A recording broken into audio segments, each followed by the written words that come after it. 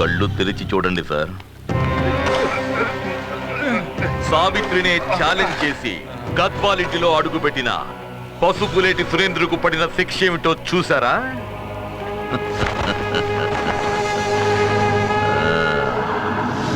ఒక wicket down. దేవి సావిత్రి, రామవరం ప్రజల్ని రక్షించు. రోజు రోజుకి శక్తివంతం అవుతోంది ఆ సావిత్రి ఆత్మ.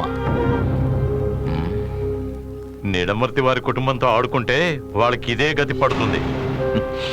గంధం పెట్టెలో పెట్టకుండా శవాన్ని కాల్ చెయ్యాలి. పసుపులేటి వారికి దీనితో బుద్ధి రావాలి. శవాన్ని పోస్ట్ మార్టం పంపించాలి. అయినా శవాన్ని తీసుకోక తప్పదు కదండి. సార్, మేమే శవాన్ని బండిలో ఎక్కిస్తాంలేండి.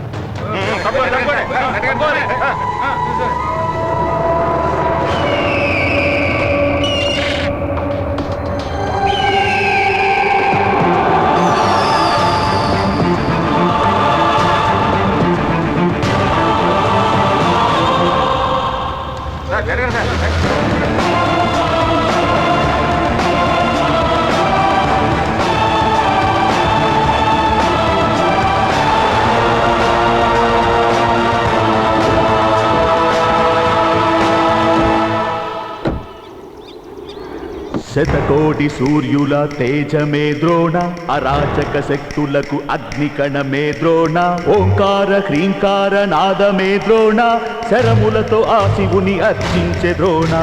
శతకోటి సూర్యుల తేజమే ద్రోణ, అరాచక శక్తులకు అగ్నికణమే ద్రోణ, హ్రీంకార నాదమే ద్రోణ, శరములతో ఆ శివుని అర్చించే ద్రోణ.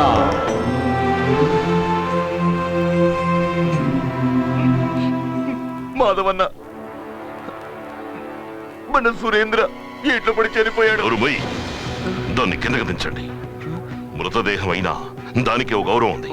మీ చేతులతో దాన్ని తాకి అది మలిన పడితే వాడు సహించలేడు, మిమ్మల్ని క్షమించాడు. కిందకి దించండి. అనంత, ఆగండి, ఇది మా డ్యూటీ. నీ డ్యూటీ రామవరంలోని చావులు లెక్క రాసుకోవడమా? వాడు నా శిష్యుడు. నీ డ్యూటీని వాళ్ళు చేస్తారు. తప్పుకో. అది